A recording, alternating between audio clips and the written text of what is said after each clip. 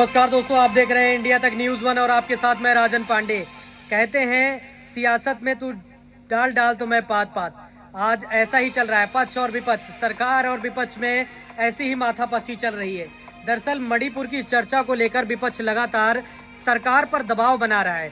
सरकार चर्चा के लिए तैयार है लगातार, मगर विपक्ष चाह रहा है कि प्रधानमंत्री नरेंद्र मोदी इस तमाम प्रकरण पर आकर संसद में बयान दें, जो कि नियम के भी खिलाफ है। कांग्रेस जो है, विपक्ष जो है, आप जानते हैं कि ठगबंधन का जो भी गठबंधन बना हुआ है, इंडिया नाम रख लेने से कुछ नहीं होता है। प्रधानमंत्री ने बहुत बड़ा कटाक्ष किया है, अब तक का सबसे बड़ा गंभीर आरोप जो लगाया है प्रधानमंत्री मोदी ने, उससे विपक्ष हिल गया। विपक्ष ने कभी सोचा भी नहीं था, विपक्ष सोच रहा था कि इंडिया नाम रख लेने से उसने बहुत बड़ी अपनी एक राजनीतिक कुवत हासिल कर ली है, इंडिया नाम का कोई विरोध नहीं करेगा। मगर प्रधानमंत्री मोदी ने जिस तरह से इंडिया के नाम पर कटाक्ष किया, विपक्ष के इंडिया के नाम पर, मैं आपको बता दूं, आपको भी भ्रमित होने की आवश्यकता नहीं है। इंडिया नाम रख लेने से इंडिया नहीं हो जाते आप, इंडिया की तरह काम करना पड़ता है। मजबूत दृढ़ शक्ति, भारत की इच्छा शक्ति, भारतीयता की इच्छा शक्ति से ही आप इंडिया बनाते हैं, भारत बनाते हैं।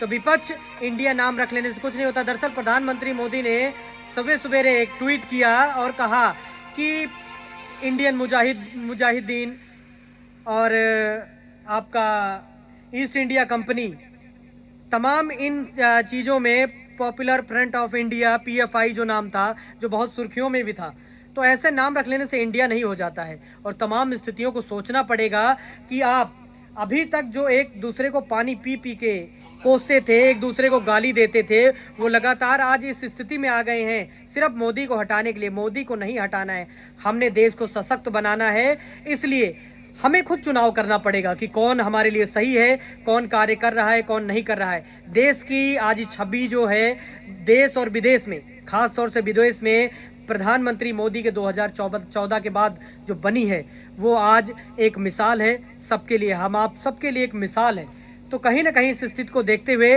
प्रधानमंत्री नरेंद्र मोदी ने संसद के मानसून सत्र में जिस तरह से काम नहीं हो पा रहा है, आप किस चीज की वजह से अड़े हुए हैं, किस चर्चा पे अड़े हैं, गृह मंत्री तक ने भरी संसद में यह बयान दिया है कि वो मणिपुर पर चर्चा करने के लिए तैयार हैं और लगातार तैयार हैं।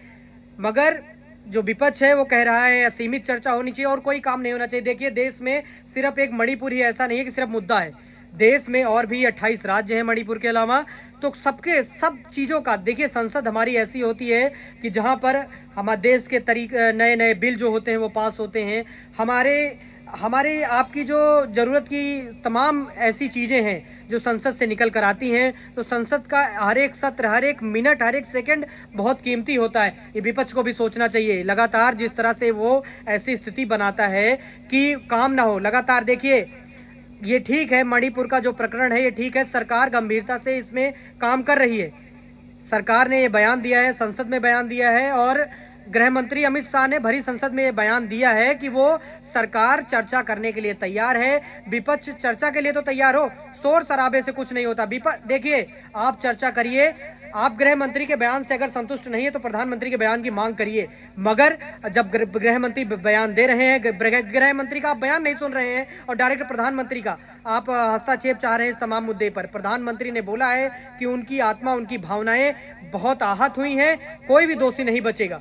तो आपको भी गंभीरता से सोचना चाहिए। संवेदनशील मुद्दा है जिसका आपने मखौल बना के रख दिया है, पूरे विपक्ष ने मजाक बनाकर रख दिया है। आज पश्चिम बंगाल पर कोई चर्चा करने के लिए तैयार नहीं है, आज राजस्थान पर कोई चर्चा करने के लिए तैयार नहीं, छत्तीसगढ़ में चर्चा करने के लिए कोई तैयार नहीं है। सबसे ज्यादा रेप के केस राजस्थान में हो रहे हैं। एक मंत्री राजेंद्र गुड़ा जो हैं, उन्होंने एक बयान दिया जिसके बाद उनको निकाल दिया गया, विधानसभा से पूरे सत्र के लिए निलंबित कर दिया गया।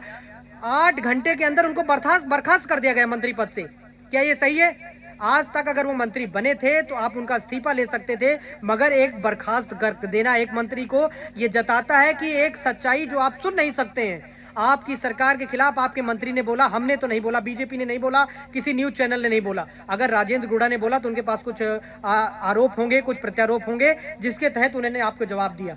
तो तमाम स्थितियों से आप बच के भागने का काम मत करिए, तमाम स्थितियों को देखिए कि क्या हो रहा है। अगर मैं विपक्ष कह रहा है और सरकार नहीं मान रही है, सरकार कह रही है कि आप संसद चलने दीजिए, चर्चा करिए, कोई मना नहीं कर रहा है, मगर आपको ये समझना होगा कि आपकी इन ओछी राजनीति को जनता समझ रही है। संसद का एक एक क्षण बहुत इंपॉर्टेंट है और ये आपको समझना होगा। तमाम स्थितियों के लिए क्या होता है, आगे क्या गतिरोध होता है, ये देखने के लिए आप देखते रहिए इंडिया तक न्यूज़ 1, देश की बुलंद और भरोसे की आवाज राजन पांडे के साथ। धन्यवाद।